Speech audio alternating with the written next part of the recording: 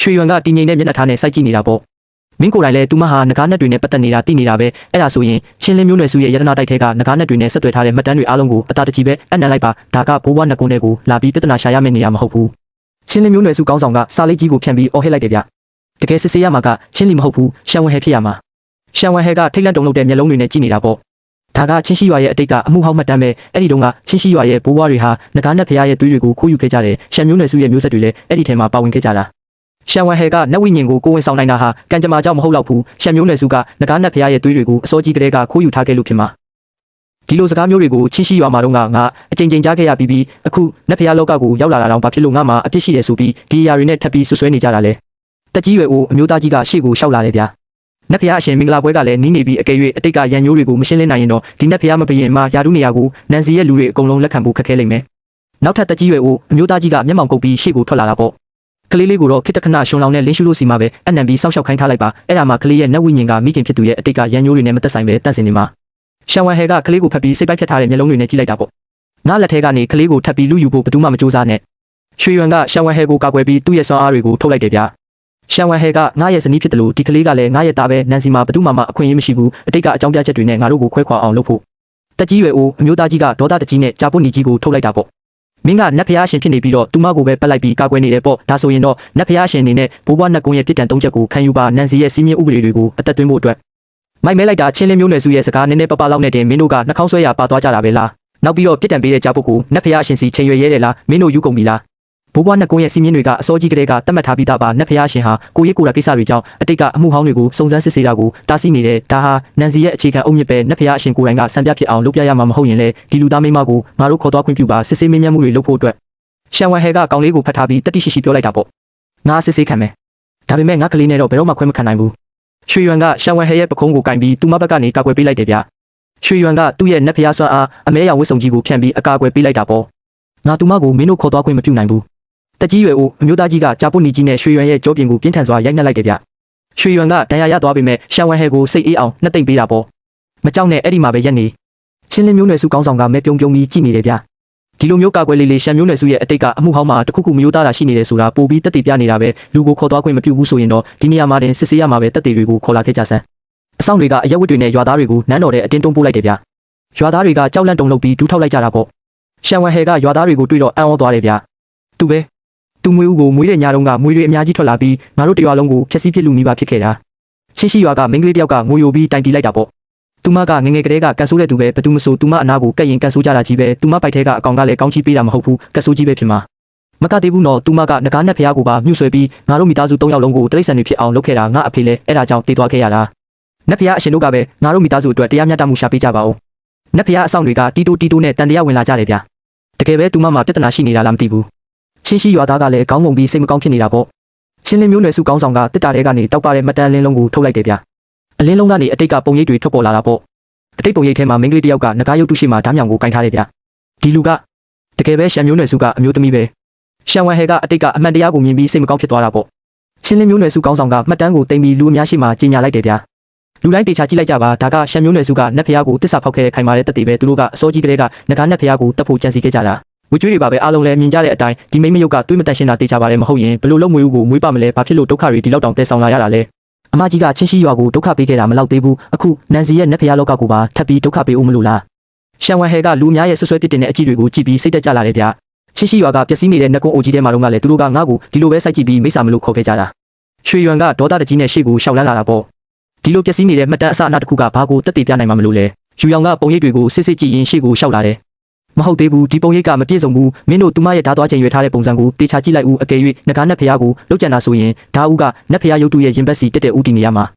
ှာယူရောင်ကသူမရဲ့လက်ချောင်းလေးနဲ့ပုံရိပ်ပေါ်မှာစက်ဝိုင်းပုံစံဆွဲလိုက်တယ်ဒါပေမဲ့သူမရဲ့လက်ကဝိတ်ကလှည့်နေပြီးဓာတ်သွားကအပြင်ဘက်ကိုဦးတည်နေတာဒါကနတ်ဖျားရုပ်တုရဲ့ပတ်ပတ်လည်မှာရစ်ပတ်နေတဲ့တစုံတစ်ခုကိုဖျက်တောက်ပြနေတာသိကြတယ်ပောက်ကရတွေရှောက်ပြောမနေနဲ့အတိတ်ကအမှုဟောင်းမှတ်တမ်းကမျက်စိရှိမှနေရှိနေတာပဲတန်တရားဖြစ်စရာတွေအများကြီးရှိနေတဲ့အတွက်မင်္ဂလာပွဲကိုချက်ချင်းရက်တန့်ရမယ်ပြီးတော့ရှန်ဝမ်ဟဲကိုလည်းအချင်းချထားလိုက်ကြစမ်းဘသူကများငါအမိတ်မပါပဲဆုံးဖြတ်ရဲတာလေတယောက်ကများစိုးရင်စိတ်လွန်ကဲနေတာလာ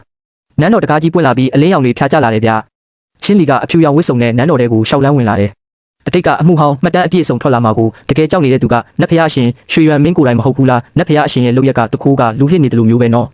ာ်တက်ကြီးရွယ်ဦးအမျိုးသားကြီးကထိတ်လန့်သွားပြီးအော်လိုက်တယ်ဗျချင်းလီမင်းရဲ့ဝိညာဉ်မီးအိမ်ကငိမ့်သွားခဲ့ပြီလေမင်းကဘယ်လိုလုပ်ပြီး ချင်းလီကရင်ဘက်ကိုလက်နဲ့ဖိပြီးစိတ်နာကျင်စွာပြောလိုက်တယ်ငါတရားကပြန်ရှင်လာတာမဟုတ်ပါဘူးငကားနက်တွေရဲ့လက်ထဲကနေကံကောင်းထောက်မှစွာနဲ့အသက်လူပြီးပြေးထွက်လာနိုင်ခဲ့တာအဲ့ဒီလိုပြေးလာနိုင်ခဲ့လို့လေငကားနက်တွေထပ်ပို့ပြီးကြောက်စရာကောင်းတဲ့အမှန်တရားကိုငါရှာဖွေတွေ့ရှိခဲ့တာပေါ့နတ်ဖျားရှင်ကရှန်ဝမ်ဟဲဆိုတဲ့လူသားမိန်းမကိုကာကွယ်ဖို့အတွက်ချင်းရှိရွာရဲ့အမှုဟောင်းကရှန်မျိုးနွယ်စုနဲ့ပတ်သက်နေတာကိုအစောကြီးကတည်းကသိနေခဲ့တာပဲချင်းလီကလက်ညှိုးထိုးပြီးရွှေရွံကိုဆွဆွဲလိုက်တယ်မင်းကအတိတ်ကမှတ်တမ်းတွေကိုအတင်းအဓမ္မဖိနှိပ်ထားပြီးအမှန်တရားကိုဖုံးကွယ်ခဲ့တဲ့ငကားနက်တွေဘိုးဘွားနတ်ကုန်းကိုတိုက်ခိုက်ပြီးတဲ့နောက်မှာလဲနတ်ဖျားရှင်ကအကွက်ဆင်ပြီးငါတို့ချင်းလင်းမျိုးနွယ်စုကိုအပြစ်ရှာပြီးလမ်းဆုံးရောက်အောင်တွန်းပို့ခဲ့တယ်ချင်းလီရဲ့မျက်လုံးထဲကနေမျက်ရည်တွေစီးကျလာတယ်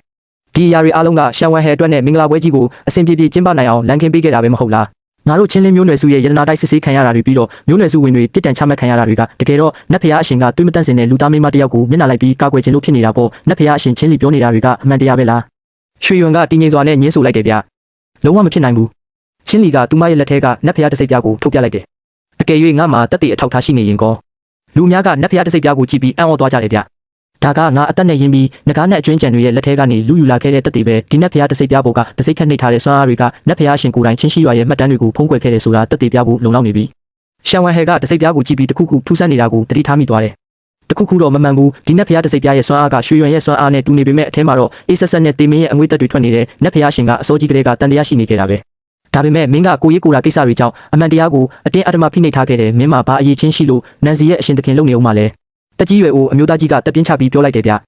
ျဒီနတ်ဖျားတစိပ်ပြားကအတူလုံးလို့မရဘူးအကယ်၍နတ်ဖျားရှင်ကကိုရေးကိုရာကိစ္စကြောင့်အတိတ်ကအမှုဟောင်းကိုတကယ်ပဲဖုံးကွယ်ခဲ့တာဆိုရင်နန်စီရဲ့စီမင်းဥပဒေတွေကအလကားဖြစ်ကုန်တော့မှာပေါ့ရှန်ဝမ်ဟဲကစိုးရိမ်တကြီးနဲ့ရွှေရွံရဲ့လက်ကိုတင်းတင်းကြပ်ကြပ်ဆုပ်ကင်ထားလိုက်တယ်စိတ်မပူပါနဲ့ချင်းလီကခေါင်းမော့ပြီးလူအများရှိမှထပ်ဆင့်တောင်းဆိုလိုက်တယ်အကယ်၍နတ်ဖျားရှင်ကအမှန်တရားအတိုင်းဖြူစင်နေဆိုရင်တော့ရှန်ဝမ်ဟဲကိုနတ်ဖျားတစိပ်ပြားခဏအနံ့ခိုင်းလိုက်ပါဘိုးဘွားနတ်ကုန်းရဲ့ဘေးနှန်းဆောင်မှာ9ရက်ကြာစစ်ဆေးမှုခံယူဖို့အတွက်ပေါ့9ရက်ကြာပြီးနောက်မှာရှန်မျိုးနယ်စုရဲ့သွေးကဖြူစင်နေဆိုတာတက်တည်ပြနိုင်ရင်တော့ငါချင်းလီကိုယ်တိုင်လူအများရှိမှရှန်ဝမ်ဟဲကိုအုပ်ခိုက်ပြီးအပြစ်ပေးတောင်းပန်ပါမယ်ကလေးကငါကလေးပဲငါကတော့ဘယ်တော့မှတစိမ့်တွေလက်ထဲမအပ်နိုင်ဘူးတက်ကြီးရွယ်အိုအမျိုးသားကြီးကဒေါသတကြီးနဲ့လက်ညှိုးထိုးပြီးအော်လိုက်တယ်ဗျရိုင်းဆိုင်လာကြီးလာနတ်ဖျားရှင်ကအများကျိုးကိုနှောက်ယှက်မဲ့သူကိုဘယ်တော့မှခွင့်လွှတ်မှာမဟုတ်ဘူးဒီနေ့တော့ဘိုးဘွားနတ်ကုန်းရဲ့တတိယမြောက်ကြာပုတ်ပြစ်တံကိုမင်းမလွဲမသွေခံရတော့မယ်တက်ကြီးရွယ်အိုအမျိုးသားကြီးကကြာပုတ်ကိုဝေယမ်းပြီးရိုက်နှက်ဖို့ပြင်လိုက်တာပေါ့ဖြူဖွေးတဲ့မွေလေးကရှန်ဝမ်ဟဲရဲ့ခြေထောက်နားမှာဝစ်ဆင်းသွားတယ်ဗျမွေလေးရဲ့နဖူးကနေရွှေရောင်အလင်းတစ်စိတ်တစ်ခုထွက်ပေါ်လာတာပေါ့ချင်းလီကအဲ့ဒီအလင်းကိုမြင်တော့လက်ဖြတ်သွားတယ်မဖြစ်နိုင်တာရှန်ဝမ်ဟဲကနတ်ဖျားတစိပ်ပြားကိုလက်ထဲကင်ပြီးရှေ့ကိုရှောက်လာတယ်ဒီနတ်ဖျားတစိပ်ပြားကနန်စီရဲ့အစ်စ်အမှန်တစိပ်ပြားလုံးဝမဟုတ်ဘူးဒါကချင်းလင်းမျိုးနွယ်စုရဲ့ရတနာတိုက်ထဲကထွက်လာတာပဲပြီးတော့အဲ့ဒီအတုလုပ်ထားတဲ့တစိပ်ပြားထဲမှာဘိုးဘွားနတ်ကုန်းကိုစောင့်ရှောက်တဲ့လူကြီးမင်းရဲ့တီးတန့်ဆွမ်းအားအမှတ်သားတွေပါရောနှောနေသေးတယ်ဗျတက်ကြီးရွယ်အိုအမျိုးသားကြီးနဲ့အမျိုးသမီးကြီးတို့အံ့ဩမြင်တက်သွားကြတယ်ဗျလူအများကလည်းတီတိုနဲ့ရုပ်ရုပ်တဲတဲဖြစ်ကုန်တာပေါ့တက်ကြီးရွယ်အိုအမျိုးသမီးကြီးကဒေါသတကြီးနဲ့ဖြတ်ပြောလိုက်တယ်ဗျမင်းတို့တွေတက်တီကောင်းလားကြီးလားနတ်ဖျားတစိပ်ပြားကိုအတုလုပ်ပြီးနတ်ဖျားရှင်ကိုပါမဟုတ်မမှန်ဆွဆွဲရဲတယ်လားချင်းလင်းမျိုးနွယ်စုကောင်းဆောင်ကကြမ်းပြင်ပေါ်လဲကျသွားပြီးအော်ဟစ်လိုက်တယ်ဗျရွှေရွံမင်းကလူသားမိန်းမတစ်ယောက်အတွက်နဲ့ငါတို့ချင်းလင်းမျိုးနွယ်စုကိုနှိပ်ကွက်တယ်နော်မင်းရဲ့လောက်ရက်ကနန်စီရဲ့အခြေခံအုတ်မြစ်ကိုအနည်းနဲ့အမြန်ဖျက်ဆီးပစ်လိမ့်မယ်ချင်းလင်းမျိုးနွယ်စုစောက်ရှောက်သူကလည်းရှေ့ကိုတိုးလာပြီးဒေါသတကြီးပြောလိုက်တယ်ဗျဟုတ်တယ်ငါချင်းလင်းမျိုးနွယ်စုနဲ့ပူးပေါင်းခဲ့တာကမင်းဒီမိန်းမအတွက်နဲ့နန်စီရဲ့စီးမြင်းတွေကိုအကြိမ်ကြိမ်ချိုးဖောက်နေတာကိုမကျေနပ်လို့ပဲချင်းလင်းမျိုးနွယ်စုကောင်းဆောင်နဲ့စောက်ရှောက်သူတို့ကသူတို့ရဲ့စွမ်းအားအစိမ်းရောင်နဲ့ခရမ်းရောင်တွေကိုထုတ်ပေါ်လိုက်ကြတယ်ဗျရွှေရွံကတင်းငိမ်နဲ့အကြည့်နဲ့ကြည့်နေတာပေါ့တေချင်နေတာပဲရွှေရွံကသူ့ရဲ့စွမ်းအားနဲ့သူတို့နှစ်ယောက်လုံးကိုလွင့်ထွက်သွားအောင်တိုက်ခိုက်လိုက်တယ်ဗျချင်းလီကမြေပြင်ပေါ်လဲကျပြီးတွေးအံရင်းနဲ့မကြေမနက်ရေရွတ်လိုက်တယ်မင်းကရွှေရွံရဲ့မျက်နှာတာပေးမှုကိုယထာယုံတယ်မဟုတ်လားအဲ့ဒီနတ်ဖျားတစိပ်ပြားကိုအားကိုးပြီးတော့မင်းလိုလူသားမိန်းမတစ်ယောက်ကဘာမလို့နန်စီကမင်းအတွက်နဲ့စီးမြင်းတွေဖောက်ဖျက်ပေးရမှာလဲဘာလို့မင်းအတွက်နဲ့သူကကြာပုတ်တံကိုခံရမှာလဲချင်းလီကစုံမတကောင်လိုပုံစံပြောင်းပြီးစွမ်းအားမဲရောင်မွေးနဂါးကြီးတွေကိုဖန်တီးလိုက်တယ်ဒီပြစ်ဒဏ်ကိုခံယူလိုက်စမ်းရွှေရွံနဲ့ရှန်ဝမ်ဟဲတို့ကတော့စိုးရိမ်တကြီးနဲ့ကြည့်နေကြတာပေါ့ရှန်ဝမ်ဟဲကရွှေရွံရဲ့အလက်ကိုတင်းတင်းကြပ်ကြပ်ဆုပ်ကင်ထားလိုက်တယ်အတိတ်တုန်းကချင်းရှိရွာမှာတုန်းကလည်းဟန်ယူစင်မြင့်ပေါ်မှာတုန်းကလည်းမင်းမဲငါရှိကနေအမြဲကာကွယ်ပေးခဲ့တာဒီတစ်ချိန်တော့ငါမင်းကိုပြန်ပြီးကာကွယ်ပေးပါရစေရှန်ဝမ်ဟဲကရေခဲပလင်းလေးကိုထုတ်ပြီးစွမ်းအားကိုနှိုးဆွလိုက်တယ်ရေခဲစွမ်းအားတွေကနန်းတော်တစ်ခုလုံးကိုဖျားထွက်သွားတာပေါ့ရေကန်ကြီးတွေကနေရေခဲကြပန်းကြီးတွေပွင့်အားလာတယ်လို့မျိုးပဲဗျရှန်ဝမ်ဟဲကမျက်လုံးကိုဖွင့်လိုက်ပြီးမျက်ရည်တစ်စက်ကျလာတယ်နန်းတော်အလဲမှာရေခဲတောင်ကြီးတစ်ခုဖြစ်ပေါ်လာပြီးအကာအကွယ်ပေးလိုက်တာပေါ့ချင်းလီရဲ့အမဲရောင်စွမ်းအားတွေကရေခဲပြင်ကြီးကိုတိုက်ခိုက်မိပြီးပြစ်ပြသွားတယ်ဗျချင်းလီကအံ့ဩတုန်လှုပ်စွာနဲ့စိုက်ကြည့်နေတာပေါ့ရွှေရွံကရှန်ဝမ်ဟဲရဲ့ပခုံးကိုလှမ်းကင်ပြီးမိသားစု3ယောက်လုံးအနေနဲ့ကင်းကင်းနဲ့ရက်တည်နေကြတယ်ဗျမင်းလိုလူသားမိန်းမတစ်ယောက်ကနတ်ဖျားကုန်းရဲ့ရွှေရောင်အမတ်သားတွေကိုအားကိုးပြီးတက်တက်လုံးတော့တောက်ခံထားနိုင်မှာမဟုတ်ဘူးတက်တက်လုံးတော့မင်းတောက်ခံထားနိုင်မှာမဟုတ်ဘူးနော်တက်ကြီးရွယ်အိုအမျိုးသားကြီးကတိုင်လုံးနောက်ကနေချောင်းကြည့်ပြီးလူများကိုလှုပ်ဆော်လိုက်တယ်ဗျအားလုံးပဲသူမရဲ့လက်စားမှုကိုမခံကြပါနဲ့သူမကနတ်ဖျားကုန်းရဲ့အရှိန်အဝါကိုအသုံးချပြီးအတူအယောင်တွေလုပ်နေတာပါသူမကိုနန်စီရဲ့ရင်နတ်ဖျားစွမ်းအားတွေကဘယ်တော့မှအတိမတ်မပြုခဲ့ပါဘူးရှန်ဝမ်ဟဲကတင်းငိမ်တဲ့မျက်နှာထားနဲ့ကြောက်ဖြာဖို့ကိုလက်လန်းတင်လိုက်တယ်အလင်းနှန်းကြီးကနန်းတော်ခေါမိုးကိုဖောက်ပြီးကောင်းကင်ပေါ်အထိအရှိန်ဟုန်နဲ့တက်သွားတယ်ဗျချင်းလီကအံ့ဩတုန်လှုပ်စွာနဲ့ရေကန်ထဲကပွင့်လာတဲ့ကြာပန်းကြီးကိုငေးကြည့်နေမိတယ်ဒါနတ်ဖျားကုန်းရဲ့စွမ်းအားကိုငှားသုံးတာမဟုတ်ဘူး ဒါကလူသားတယောက်ရဲ့ဝိညာဉ်ကနတ်ဖျားစွမ်းအားတွေတဲကိုပေါင်းစည်းဝင်ရောက်သွားတဲ့နမိတ်လက္ခဏာပဲရှန်ဝမ်ဟဲရဲ့ကိုယ်ပိုင်ဝိညာဉ်အငွေ့သက်တွေကိုနန်စီရဲ့ရင်နတ်ဖျားစွမ်းအားတွေကအစစ်မှန်အတိမတ်ပြုလိုက်ပြီးသူမကနတ်ဖျားမတပါဖြစ်လာတော့မှလားရွှေရွံကစိုးရိမ်တကြီးနဲ့ရှေ့ကိုရှောက်လာတယ်ဗျဝမ်ဟဲပြန်လာခဲ့မင်းကအခုလောလောဆယ်လူသားခန္ဓာကိုယ်ပဲရှိသေးတာဘာပြင်ဆင်မှုမှမရှိဘဲနဲ့ဒီစွမ်းအားတွေကိုမင်းဘလို့မှတောက်ခံနိုင်မှာမဟုတ်ဘူးရှန်ဝမ်ဟဲကမျက်ရည်တွေစီးကျလာပြီးအတိတ်ကိုပြန်တွေးလိုက်တယ်အတိတ်တုန်းကရှန်မီသားစုရဲ့ရောင်းစားတာကိုခံခဲ့ရတယ်ရွာသားတွေရဲ့မိရှုတက်တာကိုခံခဲ့ရတယ်အဲ့ဒီတုန်းကငါ့မှာဘာရွေးချယ်ခွင့်မှမရှိခဲ့ဘူးရွှေရွံကသူ့ရဲ့လက်ကိုဆန့်ထုတ်ပြီးလှမ်းခေါ်လိုက်တယ်ဗျရွှေရွံဒါကငါ့ဘဝမှာပထမဆုံးအကြိမ်ကိုယ်တိုင်ရွေးချယ်ခွင့်ရတာပဲငါနောက်မဆုတ်ဘူးငါရဲ့လမ်းကိုငါကိုယ်တိုင်ပဲအဆုံးထိရှောက်သွားခြင်းနဲ့ရွှေရွံကသူမကိုစိတ်မကောင်းစွာနဲ့စိုက်ကြည့်နေတာပေါ့ရွှေရွံကသူ့ရဲ့ရင်ဘတ်ထဲကနေရွှေရောင်တောက်ပနေတဲ့နတ်ဖျားအကြီးကွန်တစ်ခုကိုထုတ်လိုက်တယ်ဗျအကယ်၍နာကျင်လာခဲ့ရင်ဒါကိုတေချာတင်းတင်းကြပ်ကြပ်စုပ်ကင်ထားလိုက်ရှန်ဝမ်ဟဲကနတ်ဖျားအကြီးကွန်ကိုလက်ခံရယူလိုက်တယ်သူမကဖြူပွေးတဲ့ငွေလေးကိုပိုက်ထားပြီးစွမ်းအားတွေကိုဆက်လက်ဆုပ်ယူနေတာပေါ့အလင်းတန်းကြီးကနန်းတော်အလဲမှာပို့ပြီးတောက်ပတ်လာတယ်ဗျအတိတ်တုန်းကတကြီးရွယ်အိုအမျိုးသမီးကြီးကစုံမတယောက်လိုဆေးအိုးကိုကင်ပြီးအော်ဟစ်ခဲ့ဘူးတယ်တောက်ဆန်းမင်းလိုငါတို့မျိုးနွယ်စုရဲ့မျက်နှာကိုဖျက်တဲ့လေးလွင်မိန်းမချင်းလီကလည်းအတိတ်တုန်းကဥခုံကြီးတစ်ခုကိုကင်ပြီးမိဘုံဘေးမှာအော်ဟစ်ခဲ့တယ်နတ်ဆိုးကမွေးဖွားလာတဲ့မိန်းမယုတ်ကကဘာပေါ်မှာအသက်ရှင်နေထိုင်ဖို့မတန်ဘူးသူ့ကိုမိရှို့တက်ပစ်ကြဆန်းလူအများကသူမကိုဝိုင်းဝန်းဖမ်းဆီးပြီးနှိပ်စက်ခဲ့ကြတာပေါ့မင်းလိုလူသားမိန်းမကမတန်ဘူးနတ်ဆိုးမိန်းမကိုတက်ပစ်ကြရှန်ဝမ်ဟဲကကလေးလေးကိုကာကွယ်ဖို့ကြိုးစားရင်းနဲ့ငိုကြွေးခဲ့ရတယ်ဝမ်ဟဲငါကြောက်ခဲ့ဘူးတယ်ငါတောင်းပန်ခဲ့ဘူးတယ်ဒါပေမဲ့ငါတောင်းပန်လို့ရလာတဲ့အရာကပိုပြီးဆိုးဝါးတဲ့နှိပ်စက်ညှဉ်းပန်းမှုတွေပဲငါရှန်ဝမ်ဟဲကတော့ဘယ်တော့မှဒူးထောက်ရှုံးပေးမှာမဟုတ်ဘူးဘသူကမှလည်းငါရဲ့ကလေးကိုလူယူခွင့်ပြုမှာမဟုတ်ဘူးရှန်ဝမ်ဟဲရဲ့နဖူးပေါ်မှာနတ်ဖျားအမတ်သားတစ်ခုထွက်ပေါ်လာပြီးမျက်လုံးတွေကရဲရဲနေသွားတယ်ဗျသူမရဲ့စွမ်းအားပောက်ကွဲမှုကြောင့်ပတ်လေကအရာအလုံးအပိုင်းပိုင်းဆက်ဆက်ကွဲချေကုန်တာပေါ့သူမကနတ်ဖျားမတပါအဖြစ်ခန့်ခန့်ညာညာမတ်တက်ရက်နေတယ်ဗျချင်းလီကမြေပြင်ပေါ်မှာဒူးထောက်လဲကျနေရင်အံ့ဩမြင်သက်စွာနဲ့ရေရွတ်လိုက်တယ်ဘလို့လို့ဖြစ်နိုင်မှာလဲသူမကလူသားခန္ဓာကိုယ်နဲ့ရင်းနဲ့ဖျားစွမ်းအားတွေကိုဝင်ရောက်ပြီးတော့အသက်ရှင်လျက်ပြန်ထွက်လာနိုင်တယ်ဟုတ်လားချင်းလင်းမျိုးနယ်စုစောက်ရှောက်သူကလည်းတုံးလုံးချောက်ချားစွာနဲ့ပြောလိုက်တယ်ဗျသူမကနတ်ဖျားမဖြစ်လာခဲ့ပြီနန်းတော်အတွင်းမှာအလင်းတန်းတွေဖြာထွက်ပြီးစွမ်းအားတွေလှုပ်ခတ်နေတယ်ဗျရှန်ဝမ်ဟဲကကောင်းကင်ယံကိုကြည့်ပြီးညင်သာစွာပြောလိုက်တယ်တကယ်အမှန်တရားကဒါမျိုးကိုချင်းလင်းမျိုးနယ်စုကအမြဲတမ်းဟန်ယူနဲ့ဆက်သွယ်မှုရှိနေခဲ့တာပဲရှန်ဝမ်ဟဲကရွှေရွံရဲ့ဘေးမှာမတ်တက်ရက်ပြီးလှမ်းကြည့်လိုက်တယ်ရွှေရွံကတည်ငြိမ်တဲ့အကြည့်နဲ့ရှန်ဝမ်ဟဲကိုပြန်ကြည့်နေတာပေါ့ဝမ်ဟဲချင်းလီကမြေပြင်ပေါ်မှာဒူးထောက်နေရကနေမကြေမနက်နဲ့အော်ဟစ်လိုက်တယ်နတ်ဖျားကုန်းကငါလက်ထဲမှာရှိနေတဲ့ရွေတော့ရွှေရွံမင်းငါကိုတေတံပေးဖို့မဝင်ရဲပါဘူးပေးစမ်းချင်းလီကရှန်ဝမ်ဟဲစီကိုလက်သေးတွေနဲ့ပြေးဝင်တိုက်ခိုက်လိုက်တာပေါ့ရွှေရွံရဲ့မျက်လုံးတွေကဝင်းကနေဖြစ်သွားပြီးအကြည့်တစ်ချက်နဲ့တင်တားဆီးလိုက်တယ်ဗျငွေလေးကချင်းလီရဲ့လက်မောင်းကိုပြန်လဲတိုက်ခဲပြီးရွှေရောင်လျှက်စီးစွမ်းအားတွေထွက်ပေါ်လာတာပေါ့ချင်းလီကစွမ်းအားတွေရဲ့ရိုက်ခတ်မှုကြောင့်နောက်ကိုလွတ်ထွက်သွားတယ်ချင်းလီကနန်းတော်ကျမ်းပြင်ပေါ်မှာလဲကျသွားပြီးနာကျင်စွာနဲ့အော်ဟစ်လိုက်တာပေါ့ရှန်ဝမ်ဟဲကတင်းငင်အေးဆေးတဲ့ပုံစံနဲ့ရှေ့ကိုလက်လန်းလိုက်တယ်သူမရဲ့လက်ချောင်းတွေကြားထဲကနေရေလိုင်းစွမ်းအားတွေစီးဆင်းသွားတာဗျမင်းကသူ့ရဲ့အချစ်နဲ့ဒီနတ်ဖျားကုန်းကိုအားကိုးပြီးတော့မှဒီနေ့လိုအခြေအနေမျိုးရောက်လာတာမဟုတ်လားအကယ်၍ကလေးသားမရှိရင်မင်းလိုလူသားမိန်းမကဘာမှမဟုတ်ပါဘူးချင်းလင်းမျိုးနွယ်စုကောင်းဆောင်ကမြေပြင်ပေါ်မှာဒူးထောက်ပြီးတောင်းပန်လိုက်တယ်ဗျနတ်ဖျားအရှင်တေချာစစ်ဆေးပေးပါအရာအလုံးကဒီမိန်းမယုံနဲ့စောက်ရှောက်သူအကြီးအကဲတို့ရဲ့လုပ်ရက်တွေပါငါတို့ချင်းလင်းမျိုးနွယ်စုတစ်ခုလုံးကတော့အကြက်ကန်ခံရလို့မတက်တာပဲမျက်စိပိတ်နာပိတ်ဖြစ်ခဲ့ရတာပါဗျာရှန်ဝမ်ဟဲကတည်ငြိမ်တဲ့မျက်နှာထားနဲ့ကြည့်နေတာပေါ့ရွှေရွံကနန်းတော်အလယ်မှာခန့်ခန့်ညာညာရက်တံပြီးအမိန့်ထုတ်ပြန်လိုက်တယ်ဗျငါရဲ့အမိန့်ကိုနာခံကြချင်းလင်းမျိုးနွယ်စုကပတ်သက်သမျှအကြီးအကဲအားလုံးကိုနန်စီရဲ့အကျဉ်းထောင်ထဲကိုဖမ်းဆီးချုပ်နှောင်စေပြီးတော့သူတို့ရဲ့တိုင်ပင်ဆွေးနွေးခွင့်အာဏာအားလုံးကိုလည်းရတပ်ပံရုပ်သိမ်းစေချင်းလင်းမျိုးနွယ်စုရဲ့ရတနာတိုက်ကိုလည်းချက်ချင်းချိတ်ပိတ်ပြီးစစ်ဆေးစေပူးပေါင်းပါဝင်သူမှန်သမျှကိုလည်းကြင်ကြံမှုဆွမ်းအားတွေအားလုံးဖျက်ဆီးပြီးပြင်းပြင်းထန်ထန်အဖြစ်ပေးစေဒီအတွက်ချင်းလီကိုတော့နတ်ဖျားမျိုးနွယ်စုရဲ့ယာရုအယိုက်အားလုံးကိုရုပ်သိမ်းပြီးသူမရဲ့နတ်ဖျားအယိုးစစ်တွေကိုထုတ်ယူကာနန်စီရဲ့နေဆက်ဒေတာစီကိုနှင်ထုတ်စေဘဝဆက်ဆက်နန်စီရဲ့နေမြေတွေကိုခြေတလန်းတောင်ထပ်မနှင်းစေနဲ့စစ်တီတွေကချင်းလီနဲ့အပေါင်းပါတွေကိုဖမ်းဆီးခေါ်ဆောင်သွားကြတယ်ဗျချင်းလီကတော့စိတ်ပြအားငယ်စွာနဲ့နောက်လက်ကြည့်ရင်ကြံ့ရစ်ခဲ့တာပေါ့နင်တို့လိုတရိတ်ဆန်တွေပဲပြေးမလဲသူမကလက်လန်းလိုက်တာနဲ့ရွှေရောင်အလင်းနှန်းတွေထွက်ပေါ်လာပြီးဝက်တကောင်နဲ့နွားတကောင်ဖြစ်သွားတယ်ဗျနန်းတော်အတွင်းမှာလူအများကဒူးထောက်လေးပြူနေကြတာပေါ့ရှန်ဝမ်ဟဲကဖြူဖွေးတဲ့မွေလေးကိုပိုက်ပြီးခန့်ခန့်ညာညာရှောက်လာတယ်ရွှေရွံကသူမရဲ့ရှေ့မှာလာရက်လိုက်တယ်ဗျဒီတစ်ချိန်တော့ငါမရှောင်တော့ဘူးသူတို့လည်းငါရဲ့ကလေးကိုလူယူလို့မရတော့ဘူးရွှေရွံကရှန်ဝမ်ဟဲကိုဖက်လက်လိုက်တယ်ဗျမင်းတော်တော်လေးလုံနိုင်ခဲ့တယ်ငါနောက်ကျခဲ့တာပါနောက်ဆိုရင်ဒါမျိုးတွေဘယ်တော့မှမဖြစ်စေရဘူးတက်ကြီးရွယ်အိုအမျိုးသမီးကြီးကတုတ်ကောက်ကိုမြေပြင်မှာထောက်ပြီးအမိတ်ပေးလိုက်တယ်ဗျနန်စီရဲ့လူအလုံးနာခံကြရှန်ဝမ်ဟဲရဲ့အတိတ်ကအပြစ်တွေကလောက်ကျန်ဆွဆွဲခံရတာပဲဖြစ်တယ်သူမရဲ့ကိုယ်ပိုင်ဝိညာဉ်အငွေသက်တွေကိုရေလိုင်းစွမ်းအားတွေကအတိမတ်ပြုထားတဲ့နန်စီရဲ့နတ်ဖျားမပဲဖြစ်တယ်ဘသူကမှထပ်ပြီးမလေးမစားမလုပ်ရဲစေနဲ့အကယ်၍လုပ်ခဲ့ရင်နန်စီရဲ့ရေလိုင်းစွမ်းအားတွေနဲ့ရန်သူဖြစ်ရလိမ့်မယ်လူအများကမြေပြင်ပေါ်မှာဝတ်ဆန်ဦးချလိုက်ကြတယ်ဗျရှမ်မီသားစုကအတိတ်တုန်းကနတ်ဖျားကိုတစ္ဆာဖောက်ခဲ့တာမဟုတ်ဘူးသူတို့ကအသက်ပေးပြီးဟန်ယူကနတ်ဖျားရဲ့သွေးတွေကိုခိုးယူတာကိုတားဆီးပေးခဲ့တာဖြစ်တယ်ဒီအမှန်တရားကိုဒီနေ့ကစပြီးနန်စီရဲ့ရေပြင်မှာမှတ်တမ်းတင်ထားစေကဘာသုံးပါလုံးသိရှိပါစေရှန်ဝမ်ဟဲကမျက်ရည်တွေဝဲပြီးကလေးကိုကြည့်လိုက်တယ်ကလေးလေးနေကြတယ်မလားမိခင်မှာအပြစ်မရှိတော့ဘူး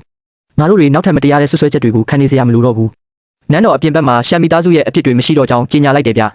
ရှမ်မီသားစုရဲ့အတိတ်ကအပြစ်တွေကမမှန်ကန်တဲ့အတွက်အဖြူအမဲတဲကွဲသွားပါပြီဝမ်ဟဲအမိန့်ပြန်တန်းထုတ်ပြန်ပြီးပြီနန်စီကချင်းရှိရွာကိုပြန်ပြီးစောက်ရှောက်တော့မှာပါ မင်းကိုယ်တိုင်ချင်းရှိရွာကိုပြန်သွားခြင်းသေးလားအကယ်၍မင်းမသွားခြင်းရင်လည်းရပါတယ်ငါပြန်သွားမယ်သူတို့ရဲ့ခွင့်လွှတ်မှုကိုတောင်းဖို့လည်းမဟုတ်ဘူးသူတို့အမှားဝင်ခံတာကိုနားထောင်ဖို့လည်းမဟုတ်ဘူးငါလက်နဲ့ပဲအဲ့ဒီကအမှောင်ထုတွေကိုတန့်စင်ပြမယ်ငါလက်နဲ့ပဲပထမဆုံးတရားမျှတတဲ့အမွှေးတိုင်ကိုထုံးညှိခြင်းနဲ့ကောင်းပြီငါမင်းနဲ့အတူလိုက်ခဲ့မယ်ရွှေရွံကသူမရဲ့ပခုံးကိုအသားရကင်ပြီးရင်ခွင်ထဲထည့်ဖက်လိုက်တာပေါ့နောက်တော့ကောင်းကင်ရန်တိမ်တိုက်တွေပေါ်မှာသူတို့နှစ်ယောက်အတူတူရက်နေကြတယ်ဗျလိမ္မာတဲ့ကလေးမလေးသွားတော့လေဒီတစ်ခေါက်မင်းပြန်သွားတာကအစစ်စစ်ခံဖို့မဟုတ်ဘူးအဓိကရေပူစော်ပွဲကိုဥဆောင်ဖို့ပြန်လာရွှေရည်လေးရှူမင်းတို့နှစ်ယောက်နတ်ဖျားမရဲ့နောက်ကနေလိုက်သွားကြလူလောကမှာသူမကိုမလေးမဆလုပ်ရဲတဲ့သူရှိရင်ခြေထောက်ကိုချက်ချင်းရိုက်ကျိုးပစ်လိုက်ဟုတ်တယ်ဘသူကငါခဲအိုကိုအနိုင်ကျင့်ရဲလဲငါအကုန်မီးရှို့ပစ်မယ်သွားကြစို့အတိတ်ကခန်းစားခဲ့ရတဲ့နာကျင်မှုတွေအားလုံးကိုအဲ့ဒီမှာပဲထားခဲ့လိုက်တော့ရှန်ဝမ်ဟဲကဖြူဖွေးတဲ့ငွေလေးကိုပိုက်ပြီးရွှေရွံကိုကြည့်လိုက်တယ်ရွှေရွံကသူ့မစီကိုလက်ကမ်းပေးလိုက်တာပေါ့သူတို့နှစ်ယောက်လက်ချင်းချိတ်ပြီးကောင်းကင်ရန်ကိုလှမ်းကြည့်လိုက်ကြတယ်ဗျချင်းရှိရွာမှာကောင်းကင်ကနေတင်မောပြန်ကြီးဆင်းသက်လာပြီးရွာသားတွေအားလုံးတူးထောက်နေကြတာပေါ့အဲ့ဒီတော့ကတမ်မီသားစုနဲ့ရှန်ယူလျန်တို့ကငါ့ကိုကျိုးတွေနဲ့တုံနောင်ပြီးတော့မှဒီလန်အတိုင်းပျက်စီးနေတဲ့ဖះเจ้าစီကိုဆွဲခေါ်သွားခဲ့တာနတ်ဖះမကိုခီးဦးကြိုပြုပါတယ်အဲ့ဒီအချိန်တုန်းကလမ်းဘေးဝဲရမှာလူတွေပြည့်ပဲသူတို့ရဲ့မျက်လုံးတွေထဲမှာကြောက်ရွံ့မှုတွေမုန်းတီးမှုတွေနဲ့ပွဲကြည့်ခြင်းနဲ့စိတ်လှုပ်ရှားမှုတွေပဲရှိခဲ့တာနတ်ဖះမပျက်စီးနေတဲ့ဖះเจ้าကိုချိတ်ပိတ်ထားပြီးပါပြီအထက်ကစစ်စစ်မင်းမြန်းခဲ့တဲ့မိဖို့ဟောင်းတွေကျိုးတွေနဲ့နှက်ရုပ်ရှိကအမဲရောင်ပြားတွေကိုလည်းငါတို့တွေဘာမှမလုပ်ရဲပဲဒီအတိုင်းထားပါတယ်ဗျာနတ်ဖះမပြန်လာပြီးအမိတ်ပေးတာကိုပဲစောင့်နေကြတာပါ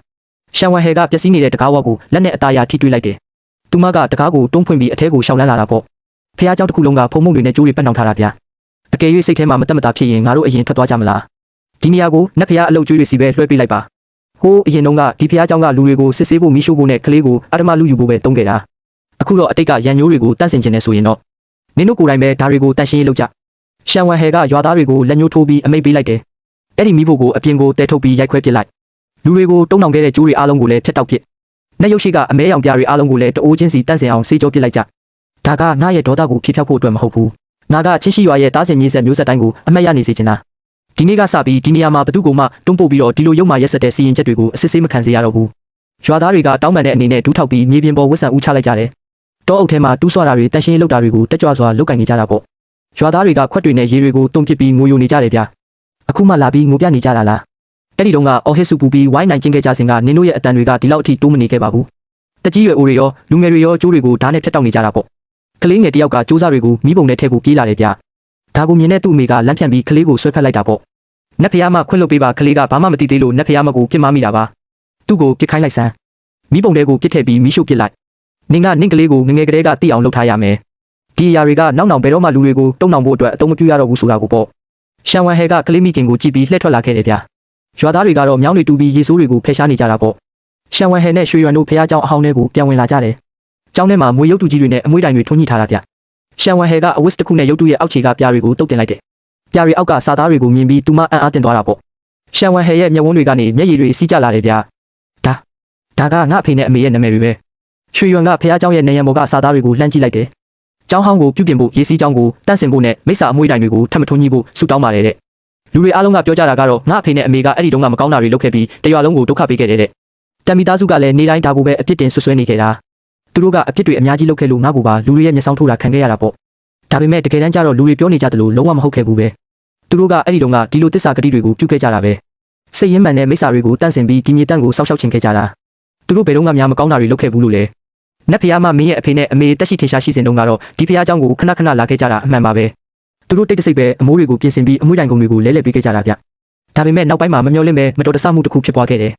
ရွာထဲကလူတွေကတော့မွေးနတ်ဖျားရဲ့ရန်ညိုးเจ้าလို့ထင်ပြီးတော့ဒီနေရာကိုလုံးဝပြစ်ပယ်ထားခဲ့ကြတာပါဗျရွှေရွံကရှန်ဝမ်ဟဲကိုကြည့်ပြီးစကားဆိုလိုက်တယ်ဝမ်ဟဲမင်းရဲ့အဖေနဲ့အမေမှာဒီလိုစိတ်ဆန္ဒမျိုးရှိခဲ့တာပဲသူတို့ကလူဆိုးတွေမဟုတ်တာတော့သိချပါတယ်ဗျရှန်ဝမ်ဟဲကဝမ်းနဲ့ပက်လက်ဖြစ်ပြီးမွေဖြူလေးကိုရင်ခွင်ထဲထည့်ဖက်ထားတာပေါ့မွေဖြူလေးကလက်မောင်းပေါ်ကနေဆင်းပြီးနယံစီကိုသွားလိုက်တယ်သူမရဲ့နှာခေါင်းလေးနဲ့နယံပေါ်ကစာသားတွေကိုတိုးထိလိုက်တာပေါ့အဲ့ဒီအချိန်မှာပဲနယံကနေရွှေရောင်လင်းနှန်းတွေထွက်ပေါ်လာတယ်ဗျဖះเจ้าရဲ့တကားဝါကနေရွာသူရွာသားတွေအားလုံးမြင်တွေ့နေရတာပေါ့အဖိုးအိုတယောက်နဲ့မိန်းကလေးတယောက်ကတကားဝါကိုပြုပြင်နေကြတယ်ရွာသားတွေကကြောက်တုံးကြီးတွေကိုဝိုင်းဝန်းတက်ဆောင်ပေးနေကြတာဗျသူတို့ကကြောက်တုံးတွေကိုစနစ်တကျစီပြီးတန်ရှင်းရေးလုပ်နေကြတယ်အမွှေးတိုင်တွေကိုလက်ထဲမှာအစင်တင်ကင်ဆောင်ထားတာပေါ့ဖះเจ้าရဲ့စပွဲပေါ်မှာတတိတွေနဲ့ဆုံးကပ်ဖို့ပြင်ဆင်ထားတယ်ဗျ